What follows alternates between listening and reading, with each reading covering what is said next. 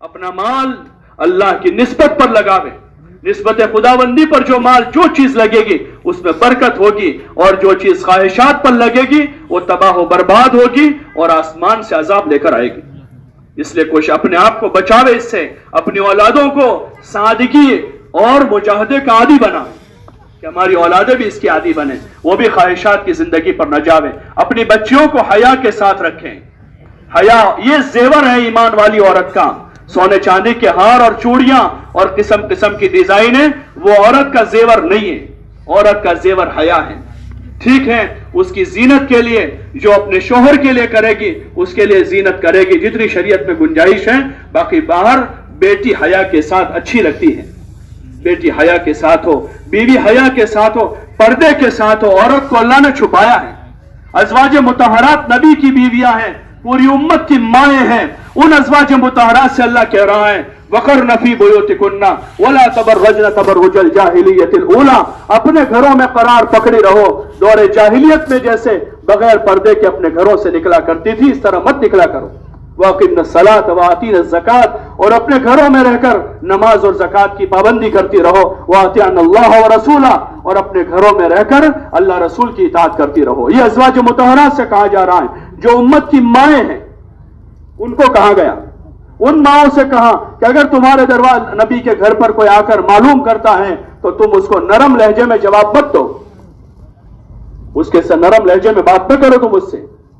औरत कैसे बात करेगी अजनबी मर्द से, और फिर खुले हम तो खुले तौर पर दरवाजे पर रूबरू होकर बात करेगी वो, कैसे हो सकता है? एक ईमान वाली औरत की गैरत के खिलाफ है और एक ईमान वाले मर्द की गैरत के खिलाफ है कि उसकी बीवी किसी अजनबी से रूबरू होकर बात कर रही है। रूबरू होकर तो क्या, पर्दे के पीछे से बात करने का जहां हुक्म दिया वहां अल्लाह ने अज़वाज मुतहरात से कहा कि तुम सख्त लहजे में बात करो, नरम बात मत करो। कहां से आए हो भाई, क्यों आए हो, क्या काम है, ऐसा मत पूछो उसको, बल्कि कह दो कि घर में कोई नहीं है।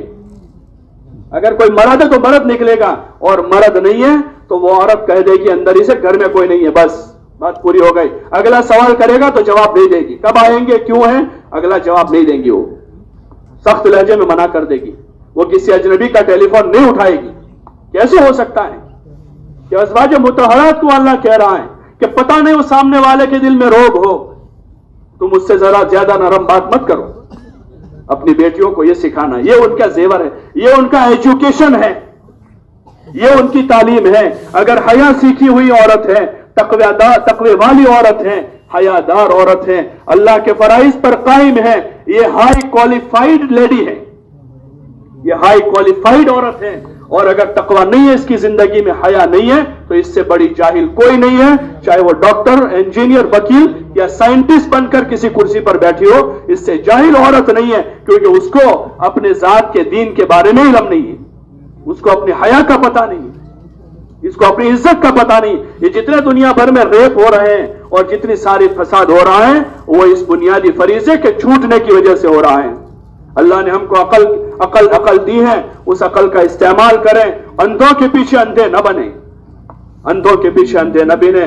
सब बीनाओं के बीना और सबसे बड़े अकल वाले और इल्म वाले इमामुल अंबिया वल मुरसलीन हजरत मोहम्मद सल्लल्लाहु अलैहि वसल्लम की बेटी हजरत सैयदा फातिमा रज़ी अल्लाह अन्हा, जो जन्नत की औरतों की सरदार है, जो हजरत हसन और हुसैन की मां है, उस बेटी को कभी किसी गैर महरम ने जिंदगी पर नहीं देखा है। जो जन्नत की औरतों की सरदार है, किसी गैर महरम ने जिंदगी पर नहीं देखा, अपने घर में रही। वो सबसे कामयाब खातून है जो जन्नत की औरतों की सरदार है, अपने घर में रही, अपने घर का सारा काम खुद हाथ से करती थी। औरत का तो यही, उसका तो होम साइंस और होम वर्क, घर का काम और घर का साइंस उसको पढ़ाना है। ये उसका इल्म है, ये उसका एजुकेशन है कि माँ के साथ कैसे रहना, सास के साथ कैसे रहना, शोहर को कैसे टैकल करना, बच्चों की कैसी परवरिश करना, अपने पड़ोसियों के साथ कैसे सेट करना, आने वाले मेहमानों को कैसे मैनेज करना, ये उसका एजुकेशन है। घर की इकोनॉमी को कैसे संभालना है, घर की इकोनॉमी को कैसे संभालना है कि शोहर का आमदनी कम है तो कम आमदनी में घर कैसे चलाना है, ये उसको सिखाना है। उसको क्या जरूरत है लॉ पढ़ने की, और उसको क्या जरूरत है साइंस पढ़ने की, उसको क्या जरूरत है मैथ्स पढ़ने की, اس کی ضرورت تو یہ ہے کہ گھر کی اکانومی کو کیسے کنٹرول کر کے اس گھر کو آباد کرنا ہے، اپنے گھر کے بچوں کی کیسی تربیت کرنی ہے، اپنے شوہر کو کیسے ٹیکل کرنا ہے، اپنے ساس اور خسر کے ساتھ کیسے رہنا ہے، اپنے پڑوسیوں کے ساتھ کیسے برتاؤ کرنا ہے، اپنے مہمانوں کو کیسے مینج کرنا ہے، یہ اس کا بنیادی ایجوکیشن ہے۔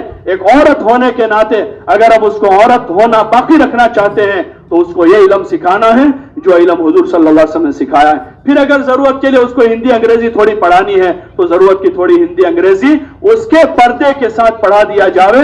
ورنہ کسی بزرگ سے کسی نے پوچھا کیا کوئی عورت کوئی لڑکی کسی مولانا سے قرآن شریف سیکھ سکتی ہے، یعنی بالغ لڑکی؟ تو انہوں نے جواب دیا کہ پڑھانے والے حسن بصری ہو اور پڑھانے والی رابعہ بصریہ ہو اور پڑھی جانے والی کتاب قرآن ہو اور جس جگہ پڑھا جاتا ہو بیت اللہ ہو تب بھی جائز نہیں کہ حرم میں بٹھا کر رابعہ بصریہ حسن بصری سے قرآن شریف سیکھے، یہ جائز نہیں ہے۔ جب تک چھوٹی بچی ہیں وہ کسی غیر محرم سے پڑھ سکتی ہے، جب مراہقہ ہو گئی یعنی 9 سال کی ہو گئی اب اس بچے کو مکتب میں بھی استاد کے پاس سے استانی کے پاس پڑھانا چاہیے۔ تو پھر کیسے گنجائش ہوگی کہ وہ 50 بھیڑیوں کے بیچ میں سال بھر بیٹھے گی، وہ 50 درندوں کے بیچ میں سال بھر بیٹھے گی جو اس کو گھور گھور کر دیکھ رہے ہیں روزانہ؟ وہ کالج میں ہے، وہ یونیورسٹی میں ہے، وہ ہاسٹل میں اکیلی رہ رہی ہے۔ ایک مسلمان کی کیا غیرت مر چکی ہے؟ اس باپ کی غیرت مر چکی ہے۔ 50-100 کلومیٹر دور اس کی بیٹی تنہا وہاں راجکوٹ میں اور پتہ نہیں کہاں یہ تنہا بیٹی وہاں پر تعلیم MBBS کر رہی ہے اور BMS کر رہی ہے۔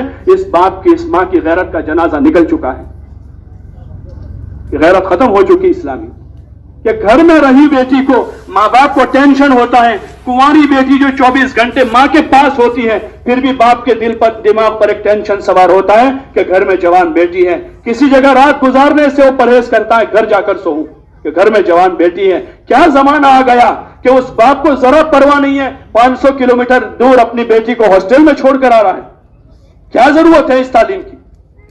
کیا ضرورت ہے اس تعلیم کی؟ اس بے غیرتی کے ساتھ اپنا ایمان برباد کر کے اپنی حیا کا سودا کر کے کیا ضرورت ہے ایسے ایجوکیشن کی؟ اللہ کے لیے اپنی ذات پر رحم کریں، اپنی نسلوں پر رحم کریں۔